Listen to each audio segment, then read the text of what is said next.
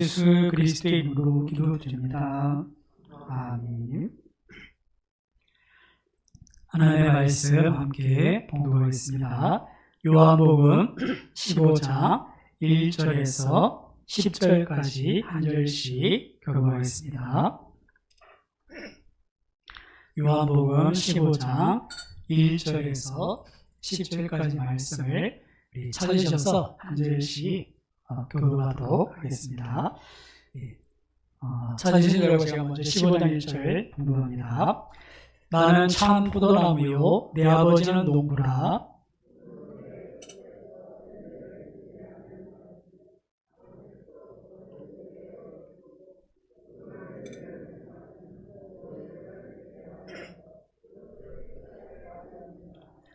너희는 내가 일러 준 말로 이미 깨끗하여졌으니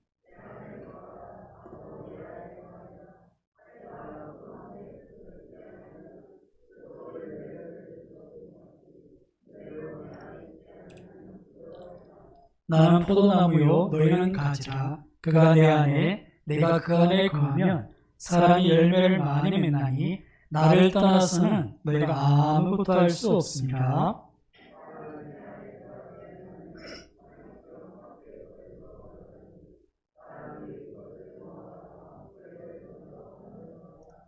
너희가 내 안에 거하고 내 말이 너희 안에 거하면 무엇이든지 원하는 대로 구하라. 그리하면 이루리라.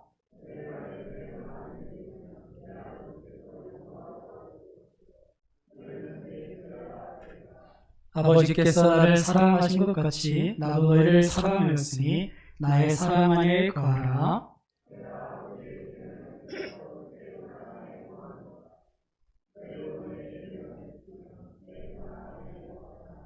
아멘. 할렐루야. 우리 베풀이가 인사드리겠습니다. 하나님께서 함께 하십니다. 아멘. 오늘은 내 말이 너희 안에 라는 제목으로 말씀을 살펴보도록 하겠습니다.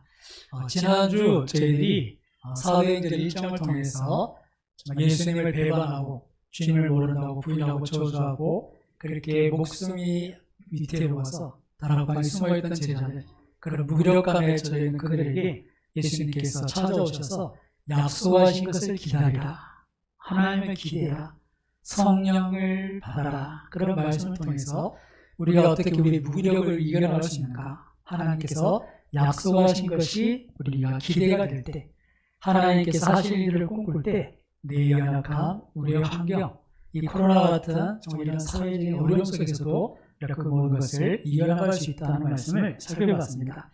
한번 따라해 보겠습니다. 약속하신 것을 기다리라. 우리 마음에 하나님께서 주신 약속이 우리를 일으켜가는 그런 은혜가 있기를 주님의 이름으로 축복합니다. 근데 중요한 것은 하나님께서 약속하신 것을 기다린다는 것이 단순히 하나님께 뭔가 얻을 게 있나, 아니면 하나님께서 내게 뭔가 도움을 주시나, 그런 기대에 끝나는 것이 아니라는 것입니다. 그냥 단순하게 하나님께서 약속하신 것을 기다리면 내 문제를 해결해 주시겠구나, 정말 내가 뭔가 필요한 이거 채워주시겠구나, 내가 몸이 약한 내 이병을 고쳐주시겠구나, 그런 정도가 아니라 그 말씀에는 기본적인 중요한 전제가 있습니다. 그게 뭐냐면 우리가 주님께 뭔가 기대할 때, 그 약속하신 것을 달라고 요청할 때는 그 하나님과 내가 특별한 관계 안에 있다는 것을 먼저 기억해야 합니다. 여러분, 하나님과 어떤 관계에 계십니까? 하나님은 우리 아버지, 예수님 나의 주시라. 우리가 하나님께서 독생자도 아니라고 이루어진 만큼 하나님께 사랑받는 내 자신임을 확신하실 수 있기를 주님의 이름으로 축원합니다. 그 관계를 기억하셔야 됩니다. 여러분, 한번 생각해 보십시오. 우리가 이런 특별한 관계에 있기 때문에 하나님께 그런 것을 기대할 수가 있는 것이죠. 예를 들어보면 이렇습니다. 우리 박동철 집사님에게 큰 재현이가 있습니다. 우리 재현 형제가 나중에 이제 결혼을 한다고 생각하면 재현 형제가 아버지한테 뭔가 기대를 하겠습니까? 안 하겠습니까?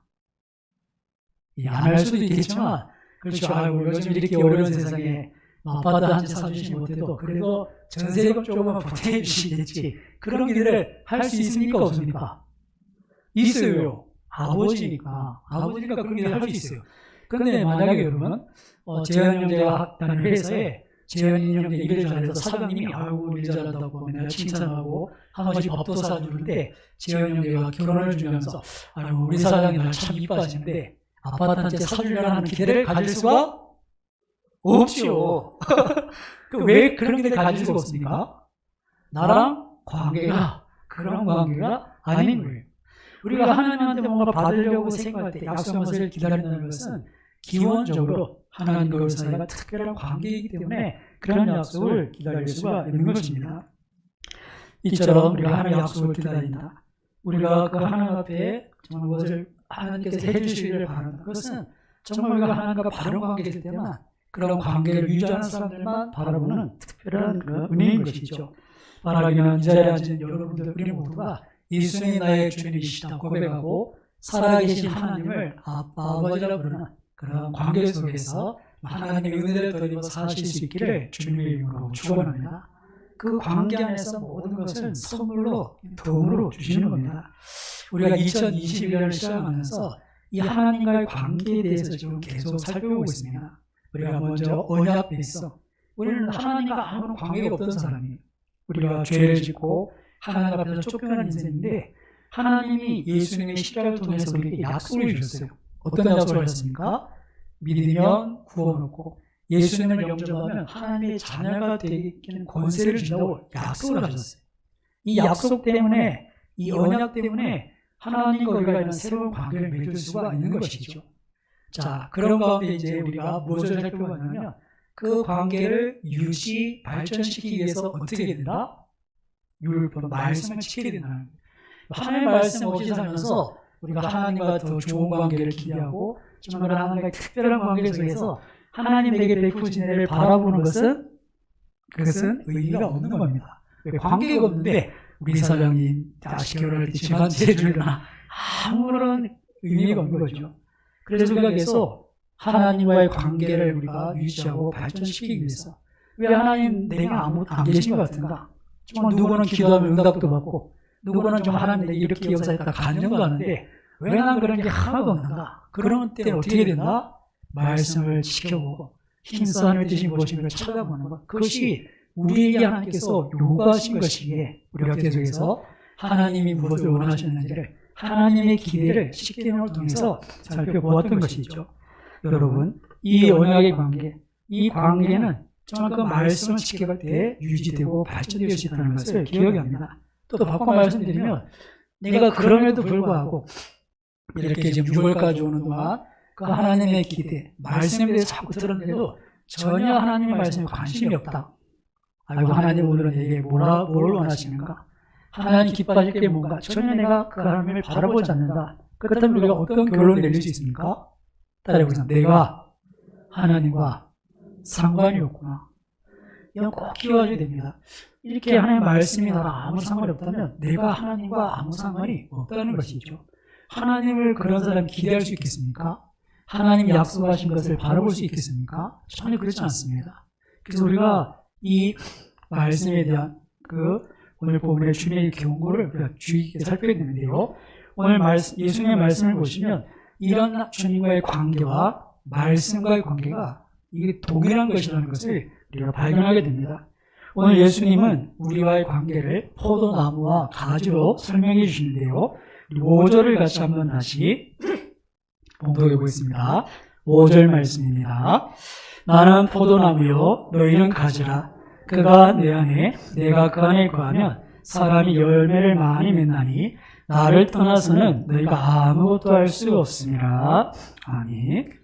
예수님은 우리의 생명의 근원 되시는 포도나무로 소개하십니다. 우리는 그 나무로부터 영양분과 수분과 그 공급을 받아서 열매를 맺는 가지로 그 관계를 설명해 주시죠.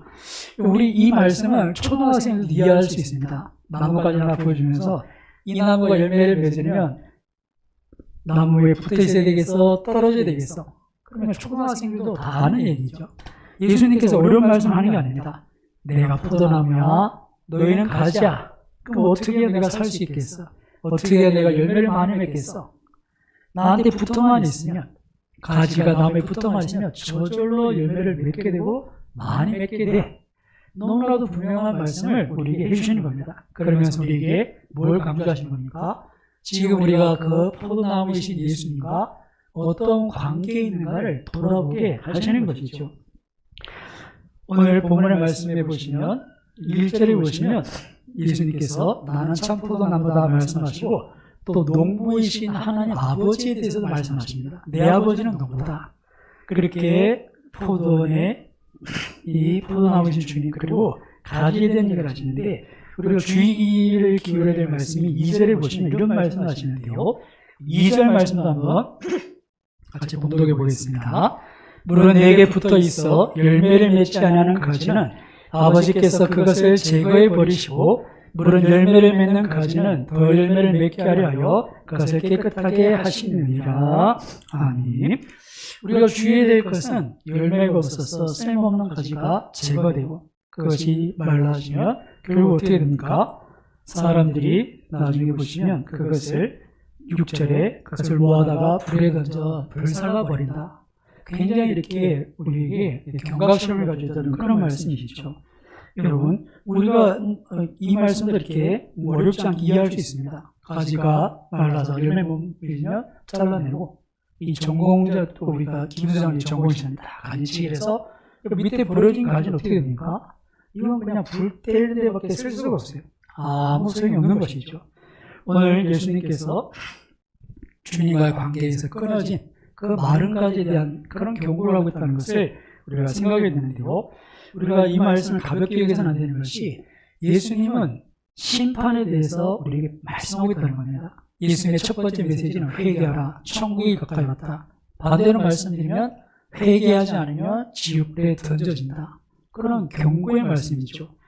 우리가 예수님의 그 구원을 생각할 때 그 심판도 함께 생각해야 되고 특히 오늘 본문의 말씀은 주님과의 관계에서 내가 어떤 관계에 있느냐 이것이고 영원한 생명을 얻느냐 심판을 받느냐 이 갈림길에 서게 된다는 것을 우리가 기억할 때 정말 나와 주님과의 관계가 어떤가를 다시 한번 확인하는 귀한 이 아침 되시기를 주님의 이름으로 축원합니다.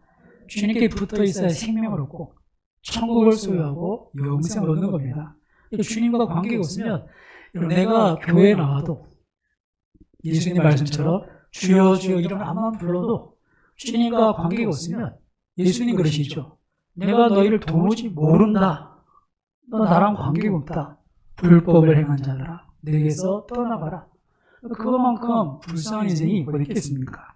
그렇다면 우리가 어떻게 주님과 이렇게 하나 된 가지인가 그것을 어떻게 확인할 수 있는가 우리가 그것을 오늘 잠깐 살펴보고 말씀을 정리했으면 좋겠는데요. 먼저 우리가 본문의 내용을 보면 열매를 통해서 알 수 있습니다. 이 부분은 또 다음에 한번 자세히 살펴보겠지만 여러분 포도나무이신 예수님께 붙어 있다면 무슨 열매를 맺어야 됩니까? 포도나무를 맺어야 되죠. 그 열매를 보면 이 나무가 무슨 나무인지를 안다는 건데요. 근데 우리가 나는 포도나무에 붙어 있는 가지라고 하는데 맨날 밥만 열어. 간만 열고 배만 열고 그러면 우리의 지금 본질이 뭡니까? 포도나무가 아니라는 것이죠. 우리의 열매를 통해서 우리가 어디에 붙여야 되는지 우리가 어떤 나무인지를 알 수 있는데요. 성경은 계속해서 우리에게 특별히 예수님은 열매로 한다. 열매로 한다. 우리가 세상의 가치를 쫓아가고 세상의 것을 추구하면서 세상대로 사는데 말은 내가 예수님 나의 주님이십니다. 내가 그래도 하나님의 백성이야. 그렇게 암만 말해도 무엇이 우리가 어떤 사람인가 증명해 줍니까? 우리의 삶이 이것을 증명해 준다는 거예요. 내 삶 속에서 어떤 열매를 거두냐가 내가 누구인가를 증명해 준다는 거예요. 이것은 결코 부인할 수 없는 사실입니다. 여러분, 우리의 말이 정말 그 주님이 말하신 열매로 맺어서 나는가? 우리의 행동, 더 나아가서 우리의 생각들인데 두 번째 우리가 생각해 보면 행동, 이 열매는 결국 우리의 마음의 생각에서 우러나오는데요. 오늘 본문에 보시면 예수님께서 우리에게 내가 너희 안에 거하고 그리고 그것을 다르게 표현하신 것이 7절에 보시면 이렇게 표현하고 있는 것을 이렇게 볼 수 있습니다. 7절 같이 봉독해 보겠습니다. 너희가 내 안에 거하고 내 말이 너희 안에 거하면 무엇인지 원하는 대로 구하라. 그리하면 이루리라. 아멘. 5절에 보시면 나는 포도나무에 너희는 가지다. 그러시면서 그가 내 안에 또 내가 그 안에 거하면 이라고 이렇게 포도나무이신 주님과 같이 우리의 관계를 설명해 주시죠. 7절은 조금 다르게 표현했습니다. 너희가 내 안에, 그가 내 안에 같은데 주님이 5절에는 내가 그 안에라고 말씀하셨는데 그래서 7절은 어떻게 말씀하십니까? 내 말이 너희 안에 거하면.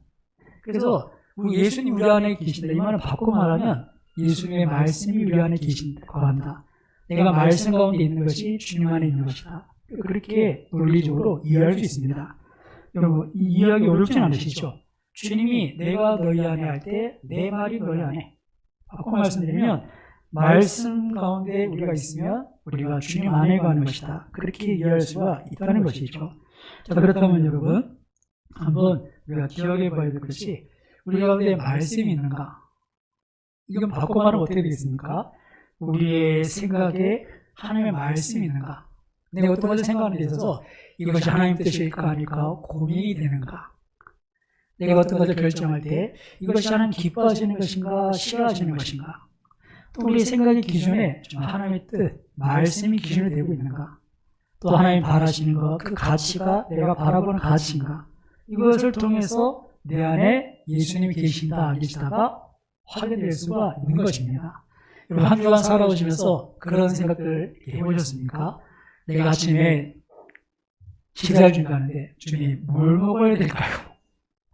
그런 거 잘 안 모르시죠? 아내가 정말 전주에 나와서 식사를 할 때 누구를 만날 때 주님 만나야 됩니까? 말아야 됩니까?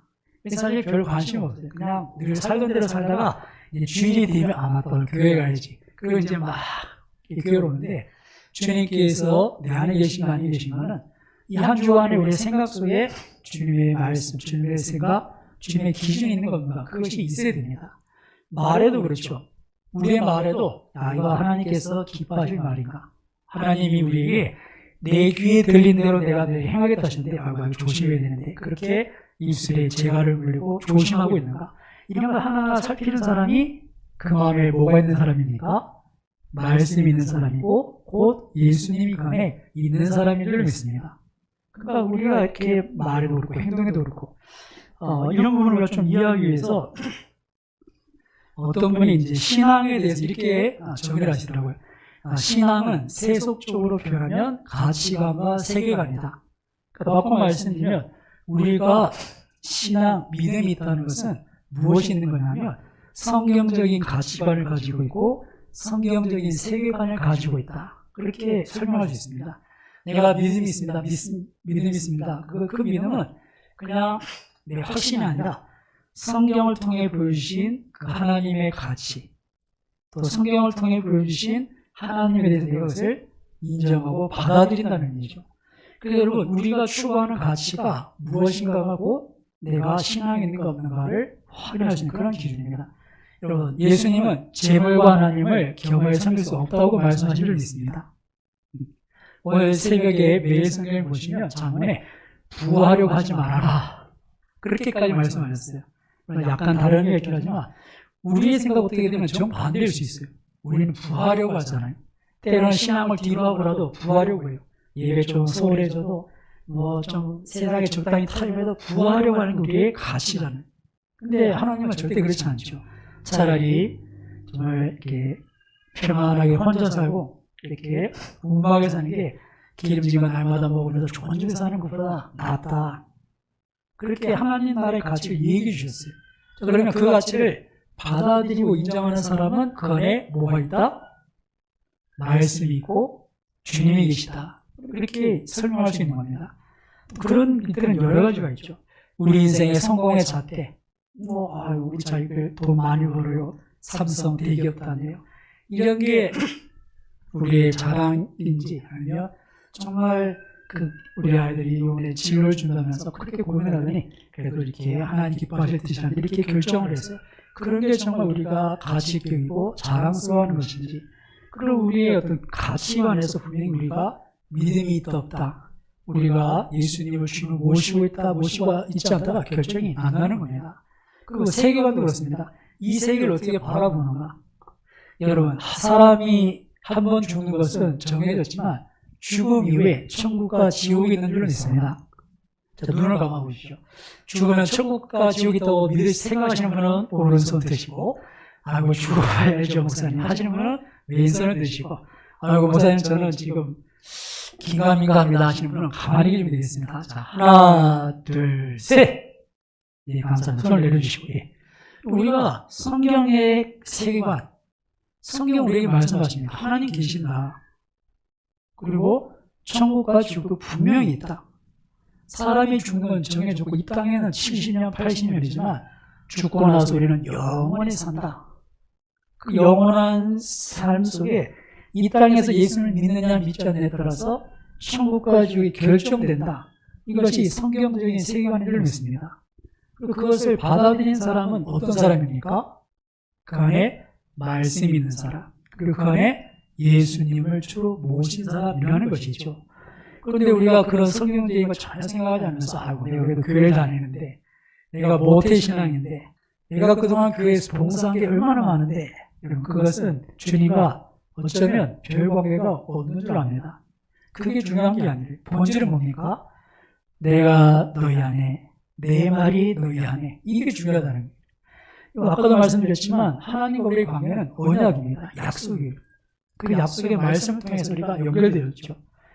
그 말씀은 요한복음 1장에 보시면 말씀이 곧 육신에 있던 것이 예수 그리스도, 예수님을 통해서 우리가 하나님과 관계가 맺어지는 거예요.